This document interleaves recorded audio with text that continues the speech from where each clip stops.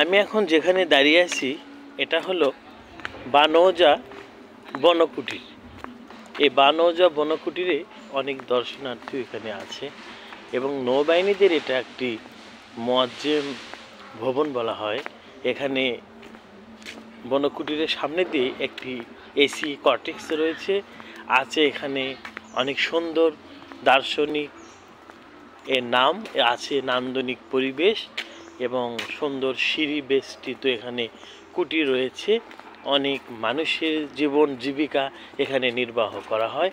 আছে সাধারণ অনেক বসার জায়গা এবং সুন্দর পরিবেশ এবং সবুজ শ্যামল প্রাকৃতিক দৃশ্য সবাইকে মনোমুগ্ধ করবে। এবং এখানে আছে অনেক পাহাড় ও এখানে আছে অনেক নিচু জায়গা যেগুলো অনেক সবুজ শ্যামলে ভরা। আমাদের এখানে বিশেষ করে নৌবাহিনীর মুয়াজ্জেম কাপ্তাই এই ক্যান্টনমেন্ট বলা হয় বা তাদের একটা স্পট, এই স্পটে তারা থাকেন এবং সেখানে তাদের অনেক কার্যক্রম চালিয়ে যায়। আমরা আসলে আরও কিছু দেখব, এভাবে আমরা সামনের দিকে এগোবো যে আসলে এখানে কি কি রয়েছে। এখানে আছে নানান প্রকৃতির গাছপালা। এখানে আছে একটি হাওর যেখানে অনেক পানি রয়েছে এবং ছোট বোট রয়েছে, যে বোটে মানুষের যাতায়াত অনেক সুন্দর এখানে স্বাবলম্বী। এখানে আছে পাশাপাশি অনেক কিছু দেখতে অনেক সুন্দর এবং অনেক লেক আছে এবং এখানে যাওয়ার একটি পথ আছে, সেটা বোট রাইড পথ এখানে লেখা আছে। এবং এই বোট রাইড পথের পাশাপাশি এখানে যাওয়ার যে উচ্চ দিকগুলো রয়েছে সেগুলো আমাদের পর্যটকদের অনেক মুগ্ধ করে। আবার এ পাশে দেখা যায় অনেক সুন্দর একটি নান্দনিক পরিবেশ যেটা আরও রিমার্কেবল। এ পাশে দেখা যায় রেস্টিং হাউস যেটা অনেক ভালো।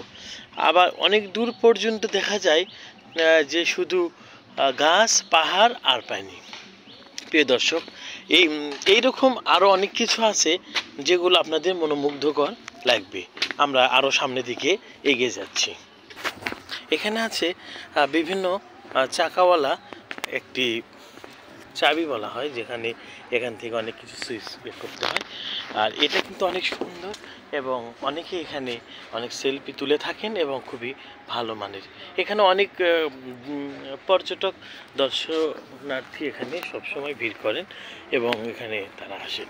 সব কিছু মিলিয়ে খুব সুন্দর পরিবেশ এবং এখানে বসার জন্য অনেক জায়গা আছে এবং এখানে অনেক আদিবাসীরা এখানে অনেক বাজার দিয়েছেন, কলা, আনারস, তেঁতুল বিভিন্ন ধরনের এখানে তারা এই বাজারে বিক্রি করে। বাজারটা দেখতে অনেক সুন্দর, আমরা সেদিকে এগিয়ে যাচ্ছি। আমাদের সব কিছু মিলে একটা সুন্দর পরিবেশ আমাদের আনয়ন করছেন এবং ভালো লাগে। এখানে অনেক সবুজ শ্যামল ভরা একটি লেক এবং এখানে পাহাড় রয়েছে।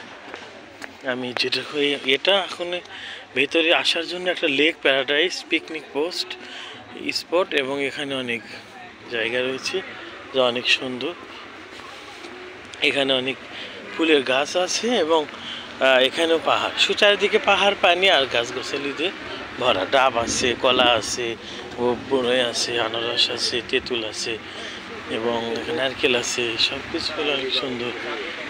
এখানে আনারস আছে, মানে সব কিছু মিলে অনেক সুন্দর এই আদিবাসী বাজার। এটা এই বানৌজার ভিতরে এই বাজারটা অনেক উল্লেখযোগ্য।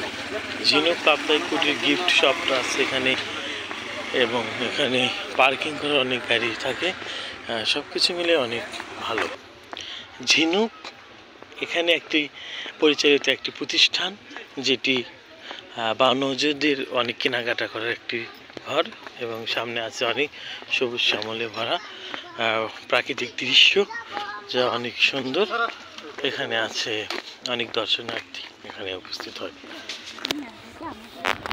আমরা যেখানে দাঁড়িয়ে আছি সেটা আসলে রাঙ্গামাটি কাপ্তাইয়ে যে বানৌজা ইউনিট, সেখানে আমরা দাঁড়িয়ে আছি এবং আমি সামনের দিকে যাইতেছি এবং এখানে আমরা সবুজ শ্যামলে ভরা এই বাংলাদেশ সেটা প্রমাণ করে। এখানে একটি প্রশস্ত একটি মাঠ আছে স্পট, যেখানে অনেক দর্শনার্থী এসে এখানে খেলাধুলো করেন এবং খেলা করছেন এবং অনেক গাড়ি আছে পার্কিং করা। এবং এখানে কৃষ্ণচূড়া প্যারাডাইস পিকনিক স্পট এটি, এখানে অনেক লোকজন আসে এবং এখানে অনেকেই সময় কাটান এবং অনেক দর্শনার্থী এখানে এসেছে। আর এখানে বলেছি পাহাড়, পানি আর সবুজ শ্যামলে ভরা দৃশ্য এখানে বেশি আছে। আমাদের সামনে আরো বসার অনেক জায়গা আছে। এখানে আছে বেগম হাফিজা হাবিব এর পর্বতিয়া গ্রিন হল।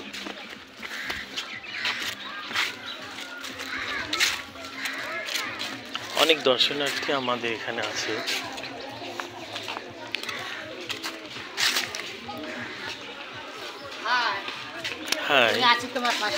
হ্যাঁ, আমিও আপনার পাশে আছি। অনেক দর্শনার্থী আছে, ফিমেল অ্যান্ড মেল।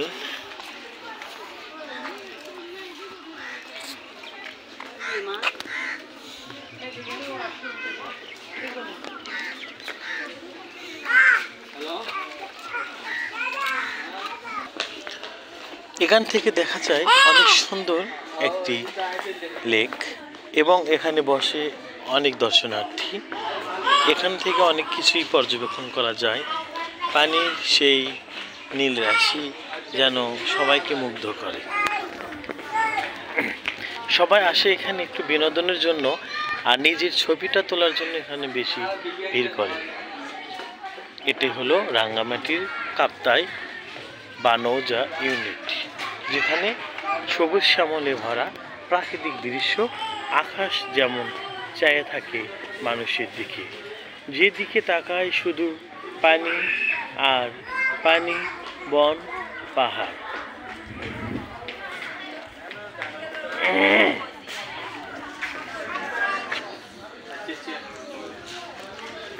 মনে হয় এখানে আকাশ নিচে নেমে এসেছে। চারিদিকে গাছ আর লেকের পাশে পাহাড়ের পাদদেশে যেন অনেক ঝর্ণায় অশ্রুসিক্ত।